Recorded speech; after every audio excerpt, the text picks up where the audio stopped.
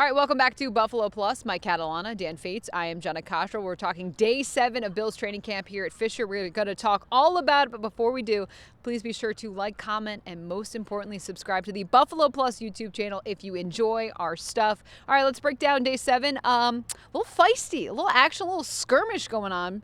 Boogie Basham also involved with that. Well, before the camp started, Sean McDermott talked about the identity of the team. Yeah.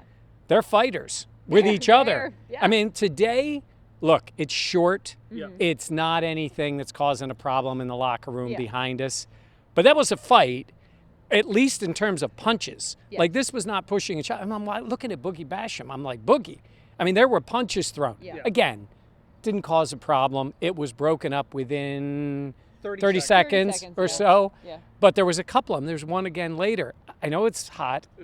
But come on, this is twice now. Yeah, it actually spilled over because Saran Neal and Tavon Austin were kind of mixing it up. Then Basham kind of came in. And then Alec Anderson, another guy we had to look up, number 70, he was the one getting punched by Boogie Basham. And then, like I said, you're kind of sitting there going like, "Ooh, this escalated quickly." Yeah. And then it was over. And like the next play was ran like 12 seconds later. And you're like, I haven't finished my tweet yet. Yeah. Like, this isn't even it. So that was over quickly. But again, I don't think it was big deal. Yeah, that was the thing. I feel like it was like the skirmish happened and then it was like right back to practice. And then the DJ jumped in right away with it's getting hot in here. Yeah, played that. Come on. It wasn't that hot in the crowd. That was about the fight, but they had a little bit of fun. Again, it's over with, I think, right? Yeah, and I think it's also Mitch Morse said after the skirmish with Josh Allen and Jordan Phillips, he's like, you know, nobody's sleeping well. You know, we're all it's hot. We're in pads. It's like, oh right, that's why we're fighting. It's because I'm not getting my good 8 hours in. Yeah, sleeping on those cots. Yeah. No, I will say the timing of the music was just comical because it was like that happened and then it was like the start of the Nelly song, so it was pretty good. More stuff on the field. Ed Oliver was eating today, Dan. Comical. I mean, like I said, we also have to talk about, I thought he was the best player today. He stood out, should have had 3 or 4 sacks.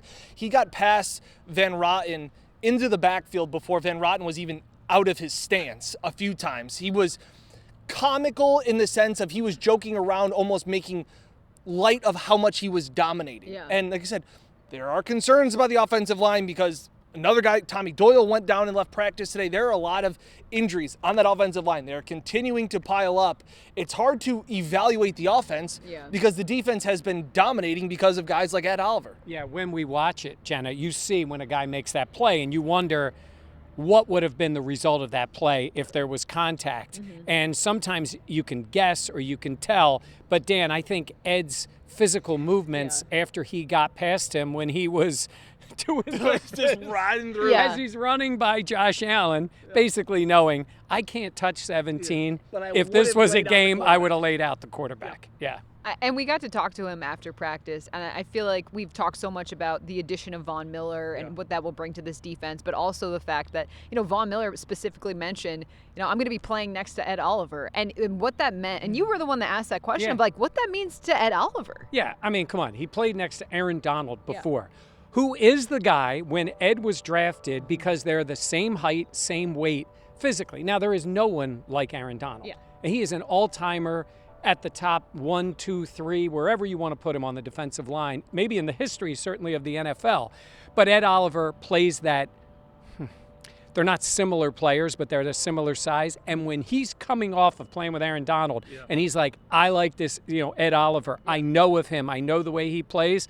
But then Ed went right into naming everybody else on that D line. It kind of starts with those two, but it's going to extend to other guys who are going to get more opportunities. I thought it was very telling when he goes, I don't look at, he goes, it is Von Miller. Like that is really cool when he kind of says that. He goes, but I don't look at him as a 2-time Super Bowl champion. I look at him as like my brother more than I look at him as that's Von Miller. So I think there is that sense of maybe Ed feeling like he belongs when you have somebody of that caliber. Giving you that confidence, it almost just grows you even more knowing the fact of like, if this guy believes in me, then I have to believe in myself. Yeah, it's like that I'm in the crowd. Like I belong here, that type of moment. And even Sean McDermott talked about how he's improved every season, his habits, his attitude, and like what he expects now moving forward from Ed Oliver. And he's not a stat guy. Don't worry about the stats. He said, like, if I get the sacks, I get there. They're going to know how well he's playing. Yeah. Pressure up the middle, that's what he can do. Now, can he get to the quarterback? Absolutely. And has he had some big plays? Yes. But I don't think he worries about it. I don't think the defensive coaches worry about it in terms of numbers. Because we see sometimes guys put up numbers and they're not as impactful. Yeah. He needs to be impactful for, seriously impactful for 15 plays in a game. Yep. Playing the percentage that he's going to play, and then maybe that frees things up for other guys. Disruptive is the word that I think comes to mind. All right, we also got to hear from KAIIR Elam, obviously the Bills' first pick from this past spring, a guy that we know there's a spot on that roster in terms of being a day one starter. I guess let's start with, we got to talk to him today, but what have you seen from him from camp so far? I think he looks comfortable. I think he looks competent. I think he looks like a starting corner in the NFL. He doesn't feel out of place. Are there rookie mistakes, and is he very handsy and grabby and pulling and tugging? Yeah, all of that. Yeah. But he doesn't feel like this camp is too big for him, that he's in over his head. I think he has. And then, Mike, when you talk to him, he's got this mature confidence like he's a 10-year veteran. That's the way he answers a question. Yeah, he takes a pause. Yes. Makes you a little anxious when you're the one that asks the question, because you're like, what? And he pauses. He's thinking of it. He's like, I'm not just going to shoot out an answer. His answers are thoughtful and consistent. Dan's making the right point. He looks comfortable. He's confident. What I asked him was, he's noticeable on the field. He's mixing it up with Stephon Diggs. Yeah. When they make a play, he's all about waving his arms for an incompletion or pointing in the other direction if they get a turnover. He's already got a bit of I won't say target. He has eyes on him because he's the number one pick. Yeah. You notice number 24 on the field. Yeah. So that adds a level of it. He's comfortable with that. Yeah. What did he say?